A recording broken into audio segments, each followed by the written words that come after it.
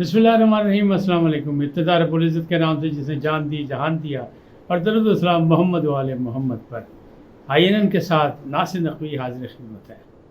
जी नाज़रीन, इमरान खान जीआईटी में पेश हो गया। वहाँ एक बड़ा अहम वाक़या हुआ और बड़ा दिलचस्प वाक़या है। उन्होंने धमकी दी है, किसको दी है इससे तफसीलात से आपको आगाह करूँगा। दूसरी जानिब फैसल वावडा, शहजाद अकबर और आदिल राजा, इनमें झड़पें शुरू हो गई। ट्वीट पे लड़ाइयाँ कर रहे हैं और बड़ी बदतमीज़ी के साथ कर रहे हैं। इसमें कौन ज़्यादा बदतमीज़ है ये साबित करने की कोशिश की जा रही है।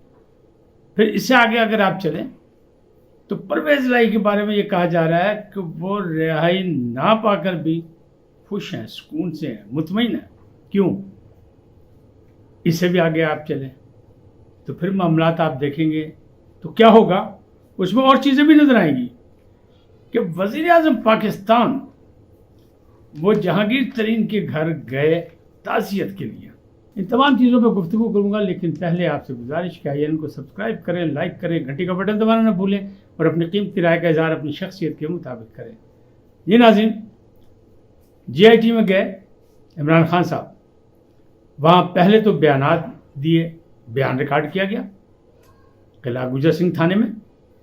फिर कुछ शवाहिद दिखाए गए, कोई वीडियो दिखाई गई, कोई ऑडियोज़ दिखाई गई, उनको सुनाई गई और उस पर सवालात हुए, तफ्तीश हुई। लेकिन इमरान खान साहब ने, आप हैरान होंगे कि डॉक्टर यास्मीन राशिद को भी पहचानने से इनकार कर दिया।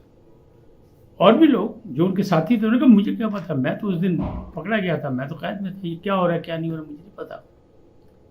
लेकिन जो एक बड़ा अहम काम उन्होंने किया वो बड़ा मज़ेदार था। एक तो जितने सवालात हुए उसके जवाब उन्होंने अपनी मर्जी से दिए और कोई बात उन्होंने नहीं मानी, हर चीज़ से इनकार किया। 9 मई के हवाले से सारी बातें हो रही थी। उन्होंने कहा मेरा कोई ताल्लुक़ नहीं, मैं मनसूबा साज नहीं, इल्ज़ामात हैं, मुझे फंसाने की कोशिश है, मुझे इलेक्शन से आउट करने की कोशिश है, मेरी पार्टी को ख़त्म करने की कोशिश है, मुझ पर नाअहली की तलवार लटकाने की कोशिश है, मुझे पाबंदी लगा के नाअहल करके बाकायदा कैद बंद में डालने की कोशिश है। मैं नहीं मानता इन तमाम चीज़ों को। लेकिन जो आखिर में उन्होंने काम दिखाया वो बड़ा ज़बरदस्त था। वो जब जाने लगे ना, रुखसत होने लगे, तो जाते जाते वो जो वहाँ सीसी कैमरे लगे थे उनमें कैमरे को उन्होंने मुखातिब होकर कहा, डर्टी हैरी तुम मुझे देख रहे हो, मैं जानता हूँ और मैं भी तुम्हें देख रहा हूँ, फिक्र ना करो, नहीं छोड़ूंगा, जल्द वापस आ रहा हूँ, फिर तुमसे निपटूंगा। अब ये पैगाम क्या दिया उन्होंने, क्या दिया, इसका मतलब क्या है? इसका मतलब ये कि जो पिछले दिनों पसे पर्दा इस्टेब्लिशमेंट से ताल्लुकात बनाने की कोशिश कर रहे थे, उसमें नाकामी के बाद ये गुस्से का इजहार है कि वापस अपने बयानिए पे आ गए, डर्टी हैरी पे आ गए। डर्टी हैरी कौन है? आपको सबको पता है किसको वो कहते हैं, जनरल फैसल नसीर को कहते हैं वो, और उन पर वो इल्ज़ामात लगाते हैं, कत्ल का इल्ज़ाम भी उन्हें लगाया। अब फिर उन्होंने उसे चैलेंज कर दिया है। क्यों? इसके पसे पर्दा अगर आप देखें तो हक़ाइक़ ये है कि वो अपने कारकुनों को पुरअज़्म करना चाहते हैं कि देखो इमरान खान अपने पाँव पे खड़ा होने वाला है, अपने मौक़िफ़ पे खड़ा होने वाला है, डरने वाला नहीं है, बहादुर आदमी है। और उन्होंने वीलॉग में भी यही कहा कि मैं किसी डरता नहीं हूँ। दुनिया में जितने भी अल्लाह ताला ने पैगंबर भेजे वो इंसाफ का मुआशरा कायम करने के लिए भेजे थे, और इंसाफ होना चाहिए, मजलूमों को इंसाफ मिलना चाहिए। क्यों? गरीबों को इंसाफ नहीं मिलता, कमज़ोरों को इंसाफ नहीं मिलता। उसी तरह मैं भी इंसाफ की जद्दोजहद के लिए आया हूँ। हकीकी आज़ादी जब ही होगी जब मुआशरे में आज़ाद मिलेगा, और मैं इस काम के लिए ही मौजूद हूँ। अच्छा, ये बड़ी मज़ेदार बात है कि वो सारी बातें कर रहे हैं। शहबाज गिल मुझे याद आ गया। शहबाज गिल एक जगह एक वाक़या बयान कर रहे हैं एक तकरीब में कि मैं और कप्तान इकट्ठे थे, तो वहाँ पे जहाज़ जो था वो अनबैलेंस हो गया और ऐसा लग रहा था कि बस अभी जहाज़ गिर जाएगा। तो मैंने पूछा कप्तान अगर गिर गया तो क्या होगा? तो मुस्कुरा के इमरान खान ने कहा गिर गया तो गिर गया, फिर आगे की बात करेंगे, पीछे का मुझे क्या है की फ़िक्र है, मुझे नहीं किसी की फ़िक्र, फिर अपना हिसाब जाके वहाँ देंगे। यहाँ तो फ़िलहाल ज़िंदा हैं तो इनकी बात करते हैं, वरना मुझे किसी की परवाह नहीं है, कोई परवाह नहीं। बहरहाल ये तो उनका मौक़िफ़ है, ये उनकी बहादुरी समझ लें आप, इसको जो भी कहें। दूसरी जानिब جب پرویز الہی کی بات ہوتی ہے، پرویز الہی کی انہیں تعریف کی ہے، لیکن ذرائع یہ کہہ رہے ہیں کہ پرویز الہی جو ہے وہ چونکہ صدر ہیں پی ٹی آئی کے، اور انہیں امید ہے کہ عمران خان صاحب نااہل ہو جائیں گے، تو وہ وکٹ کے دونوں طرف بلکہ چاروں طرف کھیل رہے ہیں۔ شجاعت سے بھی انہوں نے حامی بھر لی ہے اور کہا ہے میں مونس کو بھی منا لوں گا، مونس نے بھی کچھ حامی بھری ہے، کچھ شرائط رکھی ہیں لیکن کر لوں گا۔ لیکن کہنے والے یہ کہہ رہے ہیں، یہ الزام لگا رہے ہیں پرویز الہی پر کہ وہ رہائی چاہتے ہی نہیں، وہ ان تمام ٹائم کو گزارنا چاہتے ہیں دور رہ کے، تاکہ کل وہ پی ٹی آئی کے صدر بنے اور پھر وہ اپنی من مرضی کریں اور اس کی قیادت کریں، اور الیکشن میں ان کی قیادت میں پی ٹی آئی الیکشن لڑے۔ دیکھیں یہ پلان کامیاب ہوتا ہے کہ نہیں ہوتا۔ لیکن اب بات آئی فیصل واڈا اور شہزاد اکبر اور پھر عادل راجہ۔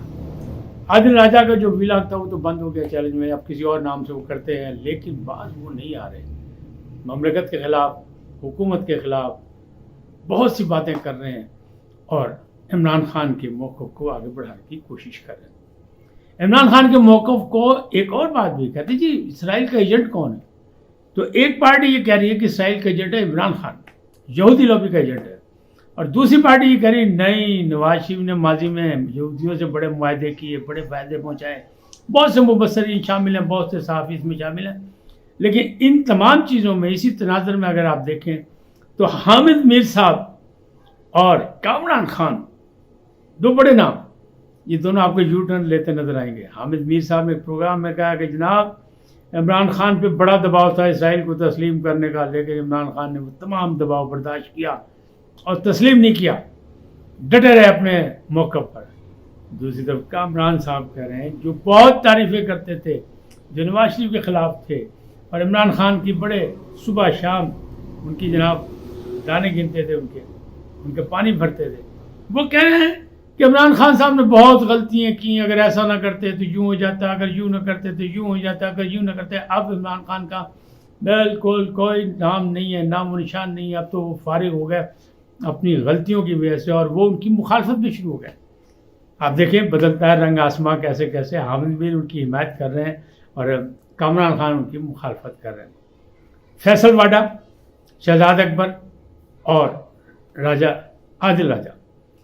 اب فیصل واڈا جو ہے وہ بیوٹیفل آدمی ہے، یاد ہوگا آپ کو، پہلے بھی میں نے بتایا تھا اور ساری دنیا جانتی ہے، بوٹ والے مشہور ہیں بڑے، وہ بوٹ لے کے آتے عباسی کے پروگرام میں، کاشف عباسی کے، تو وہاں بھی انہیں جو موقف اختیار کیا وہی موقف آج بھی کر رہے ہیں۔ وہ کہہ رہے ہیں میں نے کہا تھا 2 خاص 4 3 سانپ اور کیڑے مکوڑے جو ہیں عمران خان کے ارد گرد ہیں، وہ بار بار انہیں دہراتے ہیں، بار بار دہراتے ہیں، لیکن جو بد زبانی انہوں نے کی عادل راجہ کے ساتھ وہ قابل بیان نہیں ہے، ٹویٹ پہ کی آن ریکارڈ ہے، اور جو عادل راجہ نے ان کے ساتھ کی وہ بھی قابل بیان نہیں کہ میں ایسی بات کروں کہ آپ گھر میں بیٹھ کے بچوں کے ساتھ وہ چیزیں دیکھیں، یہ نہیں، لیکن بات دیکھیں کہاں تک چلی گئی ہے۔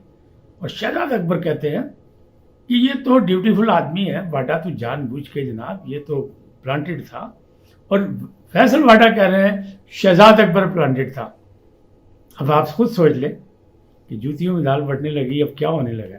وقت ایسا ہے کہ حالات بدل گئے تو لوگ بھی بدل گئے، معاملات بھی بدل گئے، وفاداری بھی بدل گئے، لیکن شیخ رشید واحد آدمی ہیں جو ابھی غائب تو ہیں، وہ کہہ رہے ہیں یہ سیاسی برسات ہے تو میں مینڈکوں کے ساتھ نہیں کھڑا ہو سکتا، لیکن میں دوستوں کا دوست ہوں اور قبر تک، اس کی دیوار تک میں دوستی نبھانے کا عادی ہوں، موت میری محبوبہ ہے، ہتھکڑیاں میرا زیور ہے، اور جیل جو ہے وہ میری سسرال۔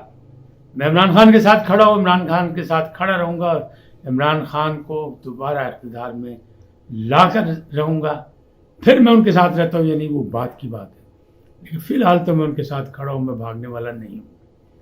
اب یہ ساری بات ہے۔ دوسری طرف کیا ہے، فیصل واڈا کہتے ہیں ارشد شریف کا کیس ابھی زندہ ہے، ارشد شریف ناحق مارا گیا، وہ شہید ہے، تو شہید تو زندہ ہوتا ہے، تو اس کا کیس بھی زندہ ہے، اس کی ماں اس کی خالہ کے بیانات بھی ہیں، اب آئیں سامنے، تو آپ وہ انہیں الزام لگایا کہ یہ بتائیں کہ جب دبئی سے کینیا جا رہے تھے ارشد شریف صاحب، تو اس وقت شہزاد اکبر دبئی میں کیا کر رہے تھے؟ انہیں پھر دعویٰ کر دیا انہوں نے کہا جناب جب یہ کیس کھلے گا بات آگے چلے گی تو بہت سے پردہ نشین مزید بے نقاب ہوں گے اور بڑی بڑی شخصیات اس میں آئیں گی اور بچے گا کوئی نہیں، نہ وہ خاص بچیں گے، نہ وہ سانپ بچیں گے، نہ وہ کیڑے مکوڑے، سب مارے جائیں گے، یہ ان کے کہنا ہے۔ اور فیصل باڈا آپ کو پتہ ہے ڈیوٹی فل ہے، وہ تو لگے رہیں گے، وہ تو کہتے رہتے، وہ بار بار کر رہے ہیں۔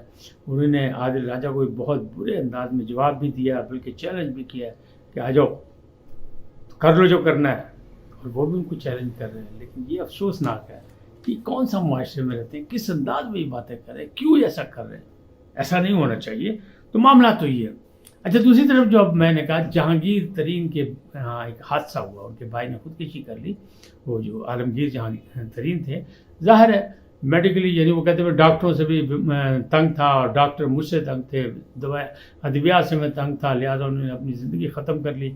لیکن افسوس کے لیے وزیر اعظم پاکستان شہباز شریف گئے اور ان کے پرانے ساتھی عمران خان نہیں گئے۔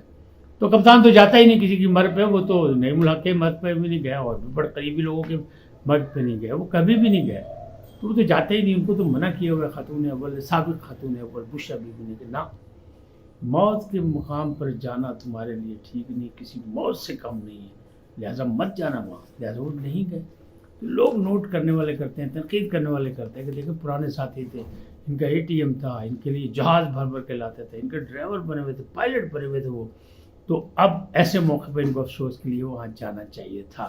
لیکن وزیر اعظم پاکستان شہباز شریف وہاں گئے، کیوں؟ وہ ایک سیاسی شخصیت ہیں، وہ ایک سیاسی شخصیت کی چیف آرگنائزر ہے، چیف ایگزیکٹو ہے، سمجھ لیں جو بھی آپ سمجھ لیں ان کو، سرپرست اعلیٰ ہے، تو ان سے ہمدردی کے لیے وہ گئے، ایک انسانیت کے حوالے سے وہ گئے اور وہ وہاں گئے، تو ایسا تو جانا چاہیے۔ تو ابھی معاملات بڑے الجھے ہوئے ہیں، ابھی ان کے رزلٹ کیا نکلیں گے؟ رزلٹ نکلیں گے اسی جولائی میں، جولائی کے آخری ہفتے تک یہ ساری چیزیں بالکل کلیئر کٹ سامنے آئیں گی۔ کیوں؟ اگست میں حکومت جا رہی ہے اور پھر الیکشن کی بات آئے گی، نگران حکومت آئے گی، اور نگران حکومت میں کون ہوگا؟ بہت لمبی فہرست ہے، لیکن ہوگا وہی جس پر امپائر راضی ہوں گے، اس کے علاوہ کوئی نہیں ہوگا۔ آج اتنا ہی، پھر ملیں گے نئے موضوع کے ساتھ، نئے عنوان کے ساتھ۔ سدا سلامت رہیں، جاتے جاتے آپ سے درخواست INN کو سبسکرائب کریں، لائک کریں، گھنٹی کا بٹن دبانا نہ بھولیں، اور اپنی قیمتی رائے کا اظہار اپنی شخصیت کے مطابق دیں۔ اللہ آپ کو سلامت رکھے، اللہ نگہبان۔